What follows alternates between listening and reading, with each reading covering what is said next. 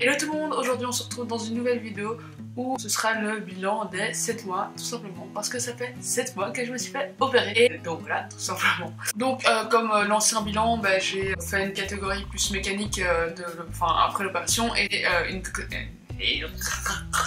on va y arriver, et une partie plus psychologique à l'opération. Donc c'est parti. Alors, on va parler de la part de poids, parce que c'est un peu le but de la vidéo à la base. Donc je viens de 120 kg et maintenant je suis à 68,9 kg. Donc en gros j'ai perdu 51,100 grammes depuis le 27 avril 2016. Donc ça fait 7 mois plus ou moins, 50 kg, et franchement je suis plutôt contente, même si j'ai quand même parfois du mal à réaliser que j'ai perdu autant de poids. Ouais, c'est vrai que oui, ça fait du bien, enfin voilà, mais j'en parlerai dans le côté psychologique, etc. Pour tout ce qui est mécanique, il y a mes règles qui sont revenues régulière.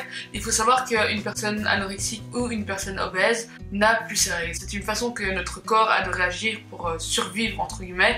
Il se met en mode survie, comme on dit, et ne fait plus fonctionner le système en bas. Enfin, je sais pas comment expliquer ça, mais bref, tout ça pour dire que pendant les derniers mois avant l'opération, j'avais mes règles tous les 3 à 4 mois, ouais, plus ou moins, et c'était pas du tout réglé. Donc maintenant elles sont revenues tous les mois sans problème, de façon régulière, donc voilà.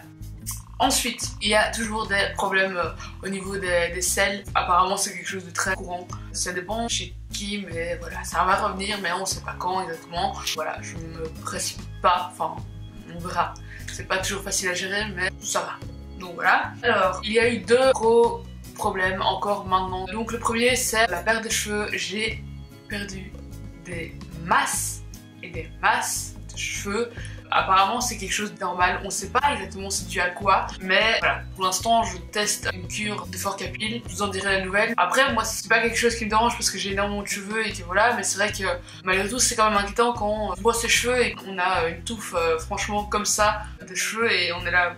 Bon ok, je sais pas quoi avec ça. Donc voilà, mais c'est flippant, mais apparemment ça repousse, donc voilà. Et d'ailleurs j'ai des petits bébés cheveux qui commencent à pousser, donc voilà, je me dis que ça devrait aller, mais c'est vrai que sur le coup on se demande quoi et on se dit ouais, c'est normal ou pas. Et le gros problème que j'ai rencontré et que je rencontre encore maintenant, j'ai eu une crise d'eczéma assez importante. Quand je vous dis importante, j'en ai eu au niveau de tous les plis de la peau, j'en ai aussi sur toute la paupière, j'en ai aussi sur le crâne, voilà, j'en ai eu un peu partout. Plutôt chiant parce que l'eczéma c'est pas très gai, parce que 1 ça fait mal, 2 ça chatouille, 3 c'est pas franchement hyper glamour, enfin bref voilà. J'ai dû aller chez un dermatologue, je dois utiliser des shampoings bien spécifiques, je ne peux plus me laver avec autant de gel douche que je voudrais, je peux plus prendre de bain, en tout cas pour l'instant parce que je suis encore un peu en crise, donc j'essaye de réguler ma peau. C'est des petits détails qui font que c'est pas évident. Et pourquoi je vous parle de ça? Parce que j'en ai parlé avec mon dermato qui m'a dit oui mais c'est normal, le choc de l'intervention, que ce soit psychologique et physique, ça joue énormément sur le système immunitaire de la peau, etc. Et donc c'est pour ça que j'ai l'eczéma. Je suis quelqu'un qui a une peau atopique en règle générale. J'ai jamais fait de vrai eczéma, mais là il est venu en puissance. Donc voilà. Et sinon on va passer au côté psychologique de la chose, parce que c'est quand même quelque chose de super important. Et je pense que vous vous demandez comment je vais, enfin j'espère que vous vous demandez, parce que sinon ça veut dire que je vous intéresse pas en fait et que ça craint un peu quoi. Donc voilà. Comme je l'ai dit dans le précédent bilan, c'est pas facile tous les jours. Même si maintenant ça va beaucoup mieux. Enfin voilà, j'ai atteint, je commence à voir la fin, donc oui ça va beaucoup mieux, mais c'est vrai que c'est pas facile à gérer tous les jours. Mais j'ai le soutien de plusieurs personnes et c'est vrai que ça fait beaucoup de bien. Le côté positif de la chose prend beaucoup plus le pas sur le côté négatif. Je voulais absolument vous parler de ça parce que c'est quelque chose dont on parle pas souvent, et je crois que j'en avais déjà parlé, mais là je le ressens encore plus. Ce sont les envies, que ce soit de chocolat, de bonbons, de sucré, de salé, enfin tout ce que vous voulez. Les envies sont toujours là, toujours présentes, toujours bien chiantes. Je connaissais une personne qui me disait oui mais quand tu vas faire l'opération ça veut dire que toutes tes envies vont partir, et en fait c'est un peu une solution de facilité, c'est un peu comme si t'allais en cure de désintox et que tu y allais et puis tu revenais et que tout était nickel quoi. Juste envie de te dire que non, parce que certes tu perds du poids, certes tu manges beaucoup moins, mais les envies sont toujours là. Et tout ce qui est trop sucré, trop salé, trop gras, certes moi ça me donne envie, mais je ne peux pas parce que ça me donne mal au ventre. Donc c'est très perturbant d'avoir ces envies-là. En plus, il me reste, on va dire, 5 kilos à perdre, en tout cas de ce que moi je veux. Et du coup, je le prends beaucoup plus relax, entre guillemets, je vais beaucoup moins au sport, déjà parce que j'ai pas le temps, mais aussi parce que, voilà, c'est moins une priorité maintenant. Et du coup, les envies, ouais, j'essaye de les combler, mais en même temps, je peux pas parce que sinon je reprends du poids et c'est ça qui est perturbant parce que, enfin voilà, donc c'est pas du tout facile à gérer. Et plus le temps avance, plus les envies sont là, plus je me dis que j'ai la possibilité de remanger, plus va falloir que je fasse attention parce que certes je mange beaucoup moins, mais il y a quand même l'apport calorique qui est là et il faut absolument que je fasse attention à ça parce que je reprends très vite. Je joue pour l'instant pas à l'effet yo-yo parce que je dirais pas ça, mais c'est vrai que si je fais pas attention et que je mange comme j'ai vraiment envie de manger, je sais que je peux reprendre 1 kilo sans problème quoi. Donc va falloir que je fasse hyper attention à ça et c'est vraiment chiant. Donc au tout début de la vidéo je vous parlais que les 55 kilos, oui ça fait plaisir parce que voilà 55 kilos c'est énorme, on se rend pas compte, mais enfin même moi j'ai du mal à me rendre compte, mais j'ai encore plus de mal à me rendre compte quand on me dit waouh ouais t'as perdu beaucoup, nanana. En fait moi je m'en rends pas forcément compte parce que comme je l'ai dit dans la précédente vidéo par rapport au poids, j'ai la dysmorphophobie et c'est vrai que j'ai du mal à me rendre compte de la perte de poids que j'ai. Alors oui je me rends compte quand je regarde des photos de moi d'avant etc, je me rends compte que j'étais beaucoup plus grosse, que mon visage était beaucoup plus gonflé, que on voyait pas ça, que je pouvais pas m'habiller comme je voulais, enfin voilà, il y a plein de petits trucs qui font que oui je me rends compte, mais en même temps c'est vrai que j'ai vraiment du mal à me dire ah oui non en fait t'as perdu autant quoi. Donc là c'est vraiment quelque chose de chiant en fait, parce que c'est perturbant quand on vous dit ouais mais regarde t'as perdu, enfin t'es magnifique, t'es super belle, nanana, t'es mince et tout. Moi non quoi. Et c'est ça qui est perturbant, c'est que j'ai du mal à me rendre compte que oui en effet j'ai perdu autant de poids, oui en effet j'ai beaucoup moins de ventre, oui en effet je peux m'habiller un peu plus femme entre guillemets, enfin je peux m'habiller mieux entre guillemets aussi. J'ai vraiment du mal avec ça et voilà, j'essaye de travailler là-dessus mais c'est pas du tout évident.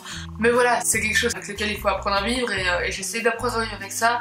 Après j'ai mes amis, mes parents ou mon copain qui me disent que non, c'est nickel et qu'il n'y a pas de souci à se faire et que je suis très bien comme je suis, mais c'est vrai que moi j'ai tendance à vouloir encore perdre et je sais que par exemple là je suis à 51, moi je m'étais fixé l'objectif de 55 kg, je sais que j'irai plus loin quoi, parce que j'ai l'impression d'avoir encore un ventre énorme, des cuisses énormes, voilà je sais que j'ai du mal à me stopper et c'est ça aussi le problème avec la dysmorphophobie et les envies, c'est que certes j'ai encore envie de maigrir mais il y a quand même encore ces envies là et donc oui c'est plutôt compliqué donc voilà, je m'égare un peu, je sais pas comment expliquer ça mais ouais c'est pas évident à gérer, voilà j'essaye de gérer ça mais c'est pas tout.